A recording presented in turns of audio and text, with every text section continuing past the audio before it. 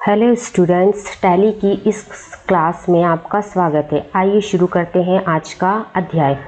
सबसे पहले हम देखते हैं इंट्रोडक्शन ऑफ टैली यानी टैली का परिचय। किसी भी बिजनेस को अच्छी तरह चलाने के लिए आवश्यक है कि हम उसका हिसाब किताब अच्छी तरह रखें। पहले ये कार्य मैन्युअली किया जाता था, किंतु आज यह पूरा काम कंप्यूटर की मदद से होता है। अधिकांश व्यावसायिक गतिविधियां कंप्यूटर की मदद से ही की जाती हैं। पहले जो काम हम मैन्युअली करते थे वह काम अब कंप्यूटर की मदद से मिनटों में हो जाता है। अकाउंटिंग करने के लिए हम अकाउंटिंग सॉफ्टवेयर की आवश्यकता होती है, तो टैली एक अकाउंटिंग सॉफ्टवेयर है। टैली की खास बात यह है कि इसमें काम करना बहुत ही आसान है और टैली भारत ही नहीं, भारत के बाहर दूसरे देशों में भी बहुत प्रसिद्ध है। कई देशों में टैली में काम होता है। हम आपको टैली ERP 9 में कार्य करना सिखाएंगे। ऑब्जेक्टिव ऑफ टैली या टैली सिखाने का उद्देश्य। कॉमर्स एवं बिना कॉमर्स बैकग्राउंड वाले भी टैली में काम कर सकते हैं। कॉमर्स वालों को तो अकाउंटिंग का नॉलेज होता है, इसलिए वो टैली में काम कर सकते हैं, लेकिन बिना कॉमर्स बैकग्राउंड वालों को भी हमने टैली इतना आसान तरीके से सिखाया है कि बिना कॉमर्स बैकग्राउंड वाले भी टैली में आसानी से काम कर पाएंगे। दूसरा पॉइंट है, टैली रोजगार प्राप्त करने में भी आपको मदद करता है। इसके बाद बेस ऑफ टीचिंग टैली या टैली सिखाने का आधार। टैली हमने बहुत सरल तरीके से सिखाने की कोशिश की है। जिस तरह एक बच्चा स्कूल में जो अक्षर पहले लिख सकता है उससे पहले वह सिखाया जाता है, ना कि ABCD डायरेक्ट सिखाई जाती है। उससे पहले HTI इत्यादि लिखना सिखाया जाता है। इसी तरीके से हमने भी आपको टैली बहुत आसान तरीके से सिखाने का प्रयास किया है। अब जब हम टैली स्टार्ट कर रहे हैं तो हमको अकाउंटिंग से संबंधित कुछ शब्दों की जानकारी, मूल शब्दों की जानकारी होना चाहिए, जिन्हें हम लेखांकन की पारिभाषिक शब्दावली कहते हैं या बेसिक टर्मिनोलॉजी ऑफ टैली।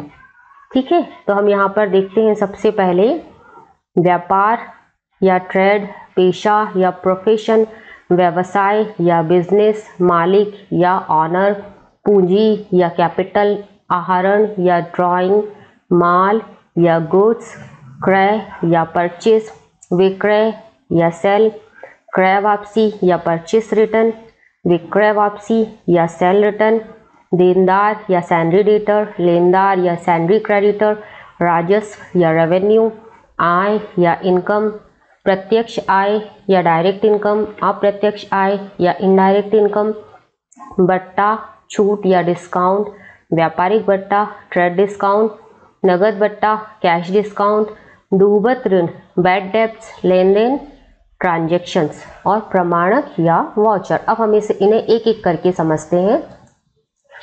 सबसे फर्स्ट है हमारा व्यापार। लाभ कमाने के उद्देश्य से किया गया क्रय विक्रय व्यापार कहलाता है।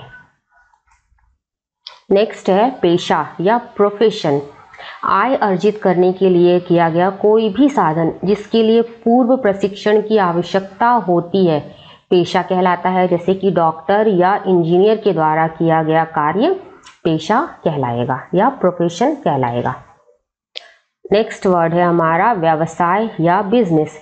ऐसा कोई भी वैधानिक कार्य जो लाभ प्राप्त करने के उद्देश्य से किया गया हो।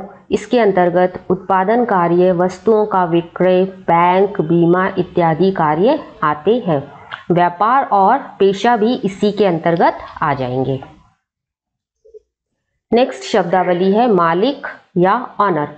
जो व्यक्ति व्यापार में पूंजी लगाता है, लाभ या हानि सहन करता है और व्यापार की जोखिम को उठाता है, इन्हें हम व्यापार का मालिक कहते हैं। यदि व्यापार का मालिक एक व्यक्ति है तो वह प्रोप्राइटर कहलाता है। यदि दो या दो से अधिक व्यक्ति हैं तो वह पार्टनर कहलाते हैं। यदि बहुत से लोग मिलकर संगठित रूप से कार्य कर रहे हैं तो वह कंपनी के अंशधारी या शेयर होल्डर कहलाते हैं। नेक्स्ट शब्दावली है पूंजी या कैपिटल। व्यापार के लिए जो भी माल या संपत्ति या नकद पैसा लगाया जाता है उसे हम कैपिटल कहते हैं। या हम उदाहरण से समझते हैं कि राम ने यदि 10,000 रुपये नकद व 20,000 के माल से व्यापार प्रारंभ किया तो उसकी टोटल पूंजी हुई 30,000। ठीक है, व्यापार में लाभ होने पर पूंजी बढ़ जाती है और हानि होने पर पूंजी घट जाती है। नेक्स्ट शब्दावली है हमारी आहरण या ड्राइंग। व्यापार का स्वामी व्यापार से समय समय पर अपने निजी खर्च के लिए जो पैसा निकालता है उसे हम आहरण या ड्राइंग कहते हैं। उदाहरण के लिए कपड़े का व्यापारी है, वह 600 के कपड़े अपने व्यापार से परिवार के लिए ले लेता है, तो यह आहरण कहलाएगा, इसे हम विक्रय नहीं मानेंगे। नेक्स्ट पारिभाषिक शब्दावली है हमारी माल या गुड्स। माल उस वस्तु को कहते हैं जिसका क्रय या विक्रय व्यापार में किया जाता है। माल के अंतर्गत वस्तुओं के निर्माण हेतु कच्ची सामग्री, अर्धनिर्मित सामग्री या तैयार वस्तुओं का उपयोग किया जाता है। उदाहरण के लिए वस्त्र विक्रेता के द्वारा खरीदा गया कपड़ा या चीनी मिल के द्वारा खरीदा गया गन्ना इत्यादि आपका कच्चा माल या रॉ मटेरियल कहलाएगा। नेक्स्ट पारिभाषिक शब्दावली है हमारी क्रय या परचेस। व्यापार में पुनः विक्रय के उद्देश्य से खरीदा गया माल क्रय कहलाता है। यदि उधार खरीदी करी हमने तो इसे क्रेडिट परचेस या उधार खरीदी कहेंगे, और नकद पैसा देकर खरीदी करी है तो इसे हम कैश परचेस कहेंगे। व्यापार में लाभ कमाने के उद्देश्य से जिस माल का विक्रय किया जाता है उसे हम सेल या विक्रय कहते हैं। यह भी दो तरीके से किया जाता है, उधार विक्रय जिसे हम क्रेडिट सेल कहते हैं या नकद विक्रय जिसे हम कैश सेल कहेंगे। नेक्स्ट शब्दावली हमारी क्रय वापसी या परचेस रिटर्न। यदि व्यापारी ने कोई माल खरीदा है और वह माल किसी कारण से खराब निकल जाता है या उसमें कोई डिफेक्ट होता है तो वह माल व्यापारी वापस कर देता है, तो इसे हम परचेस रिटर्न कहते हैं या क्रय वापसी कहते हैं। नेक्स्ट शब्दावली है विक्रय वापसी। यदि व्यापारी ने किसी ग्राहक को कोई माल बेचा है, सेल किया है ना, और सेल किया हुआ माल किसी कारण से यदि ग्राहक को पसंद नहीं आ रहा है तो ग्राहक या डिफेक्ट निकल जाता है तो ग्राहक वह माल व्यापारी को वापस कर सकता है, तो इसे हम कहते हैं विक्रय वापसी या सेल रिटर्न। नेक्स्ट पारिभाषिक शब्दावली है हमारी देनदार। जिसे हम माल बेचते हैं और जो व्यक्ति माल के बदले हमें पैसा देगा, जो हमें पैसा देगा वो देनदार है या उसे हम सैंड्री डेटर्स कह सकते हैं। नेक्स्ट पारिभाषिक शब्दावली है हमारी लेनदार या सैंड्री क्रेडिटर। जिस व्यक्ति से हम माल खरीदते हैं और वह हमेशा माल के बदले हमसे पैसा लेता है तो उसे हम कहते हैं लेनदार। जो हमसे पैसा लेगा उसे हम कहेंगे लेनदार। हमारी नेक्स्ट पारिभाषिक शब्दावली है राजस्व। गुड या सर्विस को मार्केट में सेल करने पर उससे जो प्राप्ति होती है उसे ही हम रेवेन्यू या राजस्व कहते हैं। लेखांकन की अगली पारिभाषिक शब्दावली है आय। आय का तात्पर्य होता है इनकम। आय को हम इनकम भी कह सकते हैं। किसी भी माल या सर्विस को मार्केट में सेल करने पर उससे जो रेवेन्यू प्राप्त होता है उसमें से एक्सपेंसेस को काटने के पश्चात जो रकम बचती है उसे हम आय कहते हैं। आय भी हमारी दो प्रकार की होती है, प्रत्यक्ष आय या डायरेक्ट इनकम, और दूसरी होती है हमारी अप्रत्यक्ष आय या इनडायरेक्ट इनकम। इसे हम एक उदाहरण से समझते हैं। मान लीजिए आपकी एक सोप फैक्ट्री है, सोप फैक्ट्री में आपका एक गोदाम है ना, तो गोदाम में आप अपना सोप रखते हैं, ठीक है, सोप बेचते हैं तो उससे आपको जो आय होगी वो प्रत्यक्ष आय होती है। उस गोदाम का यदि एक हिस्सा आपने किराए पर दिया है तो आपको उससे किराए से जो आय होगी उसे हम अप्रत्यक्ष आय कहेंगे। लेखांकन की नेक्स्ट पारिभाषिक शब्दावली है हमारी बट्टा छूट या जिसे हम डिस्काउंट भी कहते हैं।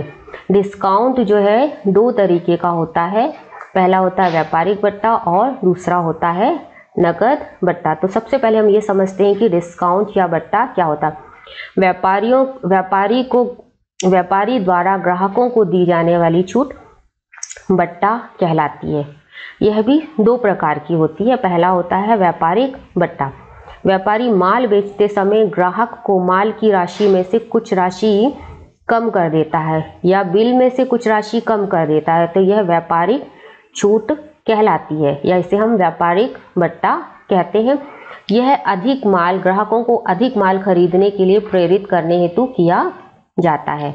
दूसरा होता है हमारा नगद बट्टा या कैश डिस्काउंट।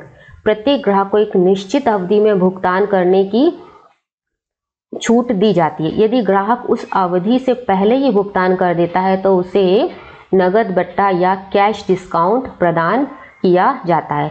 कैश डिस्काउंट के कारण ग्राहक अपना जल्दी भुगतान करने के लिए प्रेरित होता है। नेक्स्ट पारिभाषिक शब्दावली है हमारी डूबत ऋण या बैड डेब्ट। व्यापारी को जो रकम देनदार से प्राप्त नहीं हो पाती है बिक्री के एवज में, उसे हम डूबत ऋण कहते हैं। इसे भी हम एक उदाहरण से समझते हैं। व्यापारी को सोहन से 600 रुपये लेने थे, पर सोहन दिवालिया हो गया, जिससे उसकी संपत्ति से केवल 400 रुपये की वसूली हो पाई। तो जो बचे हुए पैसे हैं वो डूबत ऋण या बैड डेब्ट के अंतर्गत आएंगे। लेखांकन की अगली पारिभाषिक शब्दावली है लेन देन या ट्रांजैक्शन। व्यापार में किए जाने वाले सभी तरह के आदान प्रदान को हम लेन देन कहते हैं। यह भी हमारे दो तरीके होते हैं। कैश, यदि हम नकद लेन देन करते हैं तो इसे हम कैश ट्रांजैक्शन कहते हैं, और यदि हम उधार में लेन देन करते हैं तो इसे हम क्रेडिट ट्रांजैक्शंस कहते हैं। लेखांकन की नेक्स्ट पारिभाषिक शब्दावली है प्रमाणक या वाउचर। व्यापार संबंधी सभी व्यवहारों के लिए जो डॉक्यूमेंट लिए या दिए जाते हैं उन्हें हम वाउचर कहते हैं। फॉर एग्जाम्पल, उदाहरण के लिए हम समझते हैं उधार का लेन देन कर रहे हैं तो हमें कैसा पता चलेगा कि हमने उधार लिया, इसके लिए हम बिल देते हैं। रुपयों का लेन देन भी करते हैं तो इसके लिए हम रसीद देते हैं। हम बैंक में पैसे जमा करने जा रहे हैं तो वहाँ हमारा प्रमाणक या वाउचर क्या होता है, स्लिप। या फिर बैंक से रकम निकाल रहे हैं तो हमारे पास चेक होता है। प्रमाणक या वाउचर वो डॉक्यूमेंट होते हैं जिन्हें आवश्यकता पड़ने पर प्रमाण प्रस्तुत करने के लिए प्रस्तुत किया जाता है। Thank you.